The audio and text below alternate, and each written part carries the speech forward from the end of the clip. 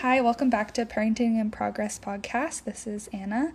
And this week I just wanted to talk about homeschooling and homeschool, kind of my journey, where I started and where I am now, and things I've learned along the way. So, this past week I was part of hosting our home education conference, and I loved it. It was great. We had speakers and workshops, all to inspire and uplift these homeschooling parents. And I know that there's this big homeschool revolution going on, which I love and I support. I think it's wonderful. But a lot of people are starting to look into and get into homeschooling. And I guess I was a tiny bit before this started, maybe as people are starting to get interested in it. But I think now especially we have this huge homeschool interest. And I guess I just wanted to share what I've learned and the resources I find helpful and things like that. Where did I start? Let's look. I've been homeschooling for about 4 years now. It'll be the 4th year coming up, so 3 years, I guess, almost 4. And I started homeschooling her when she was 13, and now she's 16. So, started when she was in 8th grade, so she had just gone out of 7th grade, and we started 8th grade, and now she is a sophomore, going to be a junior next year. Anyway, so that's kind of my experience in that. And where I started, I was really excited. I think a lot of people get into this. Like I talked about last week, we have this honeymoon phase period where we get really excited about an idea and we get into something and we start doing research and we have this drive. But that drive very quickly burns out when you lose that motivation, but you have to still keep going, especially in homeschool, because you already pulled your kid out. So I had this big excitement and drive when I first started homeschooling, and I remember just being overwhelmed. There's a lot of things online about all the curriculums you should use, and I remember finding this website just full of curriculums A to Z, which is great if you need that. But I felt very overwhelmed, okay, which is the best? Can everyone just agree on which one's the best, and I'll buy these best curriculums and follow them? And I really wanted someone to just tell me, hand me this binder, this planner that said, okay, today do this, this, and this, these curriculums in this order. I wanted schedule, I wanted plan, I wanted curriculums, I didn't want to have to make anything of my own. And I think that's where a lot of homeschoolers start. And I don't necessarily use a lot of curriculum today, but I think it's a great starting place, especially if you feel overwhelmed, I don't know what to do. I'm not a teacher. I wasn't homeschooled. I don't know what this is going to look like for our family. Curriculum and buying curriculum, I'm finding is a great way to start. My opinion now on curriculum is I believe curriculums are great tools, right? And I use all these different tools, but they're great tools to use, but I don't believe they should be your Bible. Some people follow curriculums to the letter of the law every single day. They follow that curriculum, they check it off, they mark their progress, right? I personally don't believe that is the best way to use a curriculum. I like I said, I dip into these curriculums. They're my tools that I use when I need ideas or guidance, or I think they're great for hard times in life. For example, when I had a baby, it's great to be able to just pull out a workbook and say, okay, or a textbook and say, okay, do some of this work if you just want to keep going and not take a break during those times. So that's how I use curriculum now. But at the beginning, it was my Bible. I followed all the curriculums exactly to the letter of the law. But I found for us that it was just boring.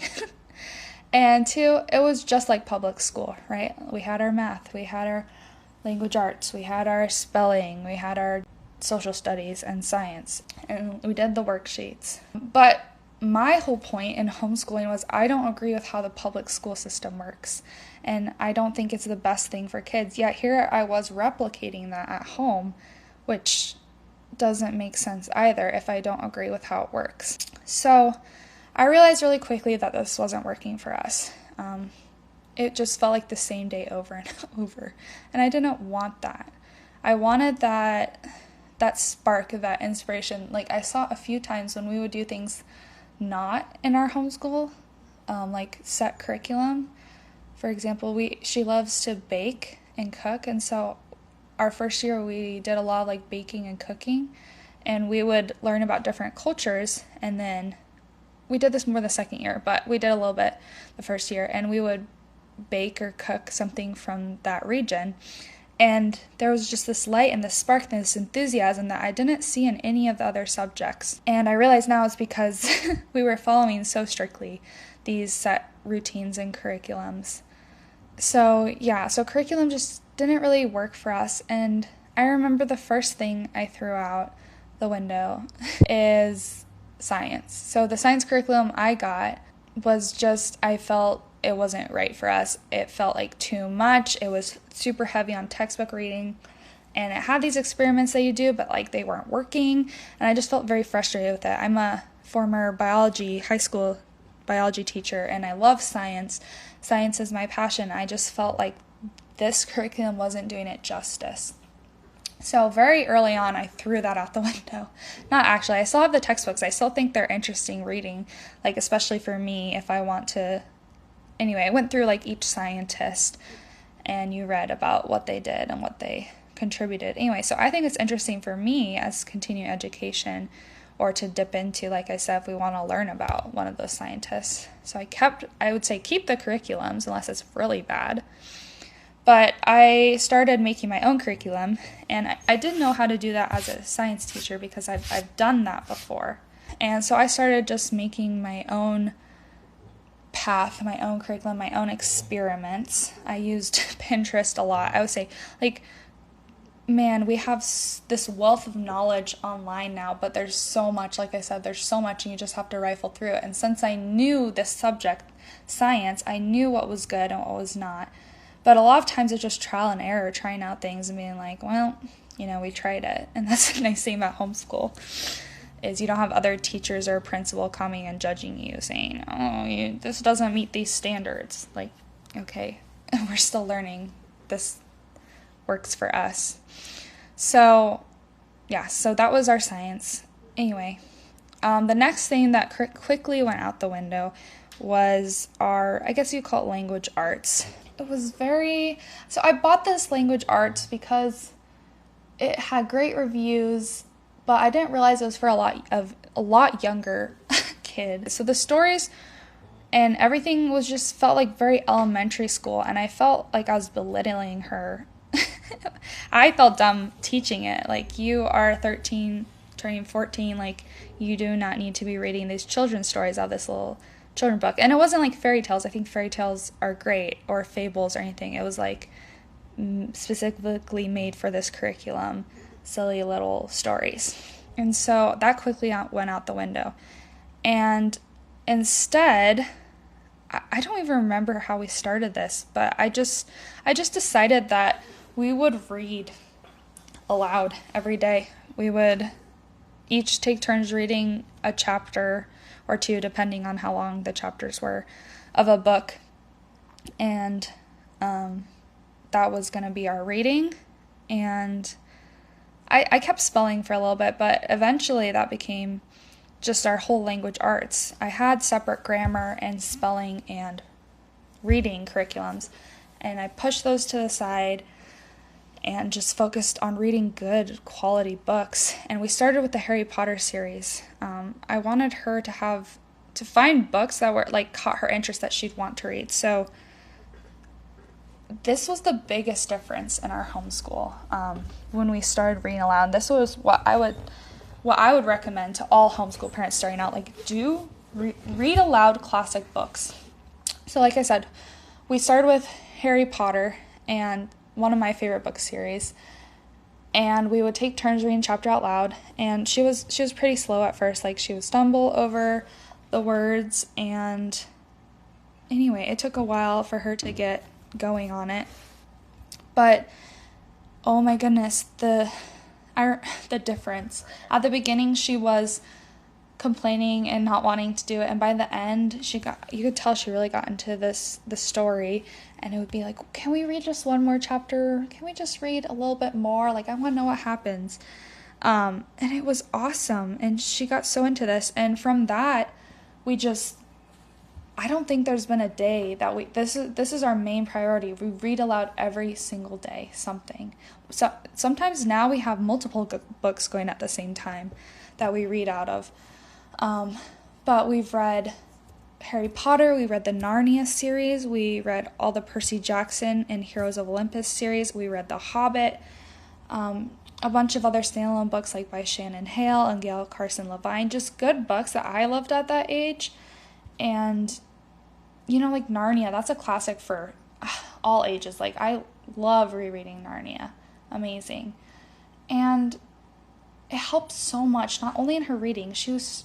By the end of that year, she was reading phenomenally better. Her vocabulary and spelling and grammar, and writing, all of it improved because of this. When you read great writing, you write better. It's just, and it felt very natural. Instead of sitting down and doing these worksheets and these spelling tests, then we just read good books that were well written. And now she's become such a reader that on her own, she is reading these Percy Jackson books again because it's her favorite.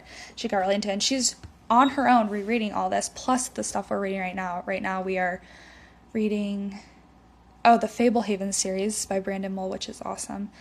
And we have some other books, we were reading Hiroshima for her homeschool Commonwealth class. There's some history books that we read with that, like Uncle Tom's Cabin, To Kill a Mockingbird. It's just great historical fiction and history books like that. Anyway, like I said, if there's one thing I would recommend to new homeschooling or old homeschooling parents is do these read alouds. Even if your kids are young. I mean, I have a 2-year-old and now a little baby, and I mean, I don't know if he's listening, maybe a little bit, but I read to them. I read these books aloud to her and to him. I don't think there's a too early time to start reading good classic books. Oh, but what about math? I know you're probably screaming it at me.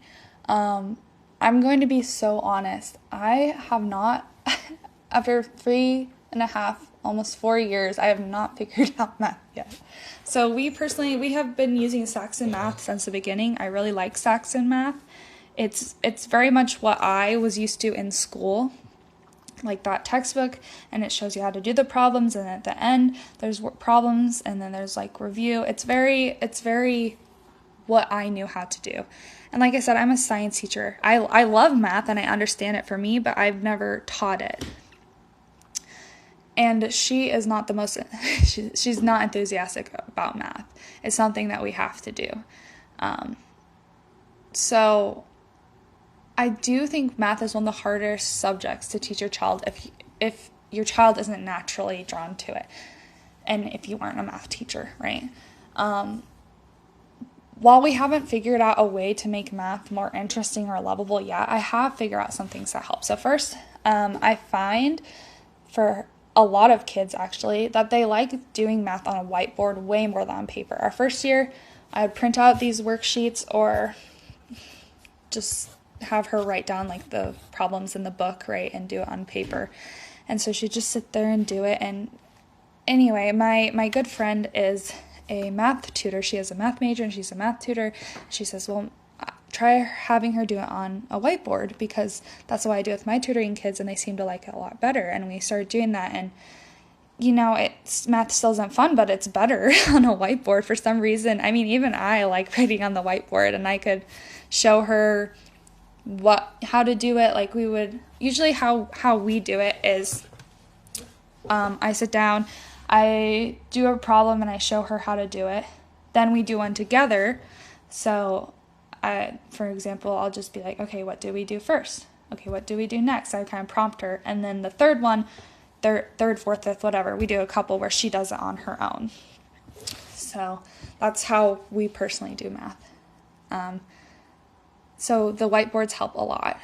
And then another thing, and I'm really bad at this. This is do as I say, not as I do. Is to do math at a time when their brain is in a good place for it. So find a good time when they have higher energy and focus. For us, it's like a sweet spot. The sweet spot is like mid-morning, not when we first start, because it's like brain's still a little tired in the morning, and not near the end when we're getting, like homeschooled out. I say that I need to do better at this, but it just, with our family, we do it during nap time right now, which is like more towards the end, just because it's so hard to do with a toddler when they're so distracting and erasing the whiteboard. So anyway, like I said, we don't always do this at the right time. But if you can, I would do it at a good time. So next year, actually, like I said, we're in higher math. I haven't experienced teaching like elementary math, those simpler math, those beginning maths. But as middle and high school math, like I said, I know how to do it, but I'm not the best at teaching it. So next year, actually, we're having my friend, who I said is a math tutor and stuff. She's gonna take it over, because I've seen her teach, and she's really good at explaining it in a way that makes sense, where I just know how to do it. So that brings me to the next point. And another big thing, so education, I don't believe, was ever meant to be done by one person. So I do think you have one main person, like the teacher at school, or really I think it should be the mother at home as the main educator. But when we look in history at the great thinkers and leaders, they had something super important, which were mentors. Specifically, mentors who were experts in their subject. Like I said, I'm not a math teaching whiz. That's why we're going to have another mentor who's passionate and good at that step in. Same thing if my kid wanted to learn welding, right? I have no idea how to weld, but I could find a mentor who does. And I think this is a lost art, like the lost art of mentorship and apprenticeship, things like that. Like, let other mentors, other adults mentor your children. And I don't think not only will your kid learn these skills from them, but they'll also have a stronger village and a stronger group of adults to look up to and who have their back. I think it's really important for these teens to feel like they have people who love and support them other than just their parents. So that's why finding a good homeschooling village, I think it's really important. And that's the first year we were completely alone. Like, I didn't know anyone else who was doing homeschooling. And I had heard of like co-ops and stuff, a buzzword in my ear, but she really didn't want to do them. And I was kind of nervous. Like, this was my first year. I don't know if I'm doing this right? You get this idea like, oh, maybe I'm not doing homeschooling right, which is total nonsense. I truly believe that there's no one right way to do homeschool, or there's no really one wrong way to do homeschool other than abuse and neglect, right? That home education is between the parent, the teacher, and the child. And just like parenting does not work for one type of parenting does not work for every child, neither does one type of education or one type of homeschool. It does not work for every family or even every child, right? So anyway, so finding a homeschool village is really important. So we found ours through a local homeschooling commonwealth that I was introduced to. And a commonwealth, by the way, is like a co-op, but it's a self-governing one. So we are we teach each other's kids, and we have our government of ourselves. So it helps so much, not only for the kids to be together, like with other kids who are in their similar situation, but also I feel like even more it's for the moms. Like, it helps me so much to get ideas and inspiration. Like, I have learned the most I've learned from homeschool has been from other homeschooling moms. Like, not from online, but from in person and watching them and learning and talking to them. So, and these moms are also being able to be mentors for my kids, as well as I be a mentor for their kids. For example, and they mentor me too. For example, I wanted to learn how to render my own tallow and make homemade soap. And a lady at our Commonwealth, she talked me through it, and she sent me her recipe and some tips, and I was able to do it because she helped mentor me. And by the way, making soap is a great chemistry lesson too. So I had my 15-year-old, whatever, at the time, she helped out, and we talked over the process of saponification. Anyway, this, like, the whole point is, like, the things you do every day, you can turn into lessons. Like, so many times the most that I've learned or have seen her learn is through, like, these normal, what you would consider normal things, like going out on nature walks and nature journaling. And, like, we did a nature journal, and we would draw the things and talk about, right, the things we saw in nature and art. And I think that's a better way to learn it than sitting in a classroom looking at a computer of a tree and being like, this is photosynthesis. Anyway, I won't go on my soapbox. So, where we are at today, where I am at today in homeschooling, is very different than where I started. You kind of just get a feel for what works for you and your family and your kid. And I also found some educational philosophies that I fell in love with. So, educational philosophies are a belief that guides your education. For example, a really common one a lot of people know of nowadays is Montessori, right? For the younger kids is the Montessori philosophy. Some other ones include, like, Waldorf, classical, no schooling. The two that I love, that I use the most, are a Thomas Jefferson education and the well-educated heart philosophy. And those two blended together are where I feel the most successful, and, like, the kids are learning the best in my home. So, and it's like what I want them to get out of homeschool. And that's really something you have to decide. Like, do you want to just get your kid to college? Like, is that your goal? Like, what is your goal in homeschool? My goal in homeschool is to create a lifelong learner and a love of learning, like, to instill this want and desire to continue to learn. I don't care about college. Like, I don't care about college. If they want to go there, this will lead them there, right? But I want them not to be burnt out, that they don't want to learn things anymore, because learning is so important and the most fulfilling thing in this life, I believe, that we can take to the next life.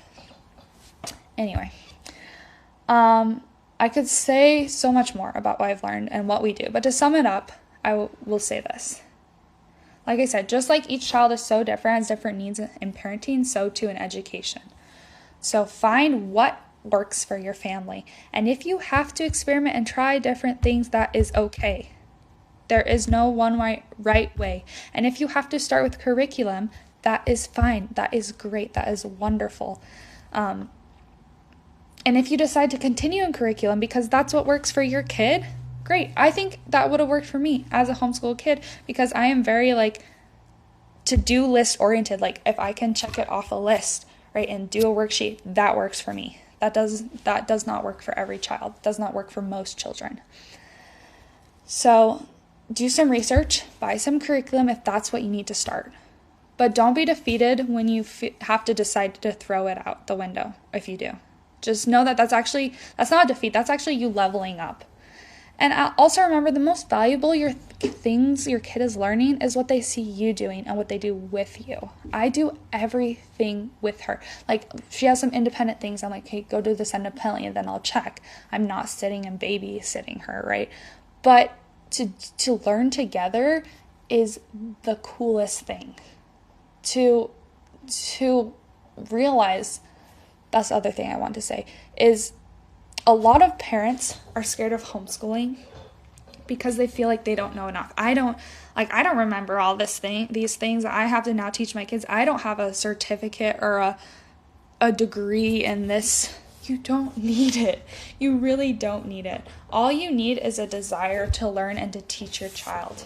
Because I think I've learned more than she has, right? As a teacher, you learn more as you have to teach it.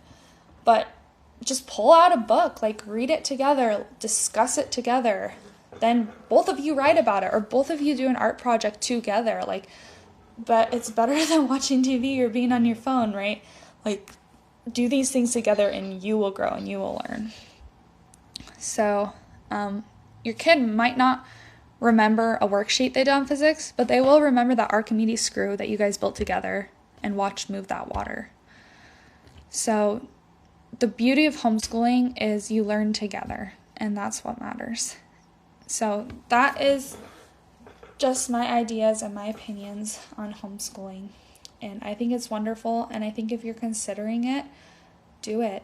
This is one of the most valuable things you'll be able to give your kid and your future generations. I was talking to someone, and they said that this quote, that homeschooling heals 2 generations, right? It heals or fixes 2 generations. Not that something's broken with it, but it fixes not only your child's generation, I would say like 3 generations. I think that's beneficial for your kids' kids down the line, because now they're educated in a way that they can instill this love of learning in their kids. But also you, like your generation, a lot of parents don't want to learn anymore because they were burnt out in school, and now they don't have to learn anymore, right?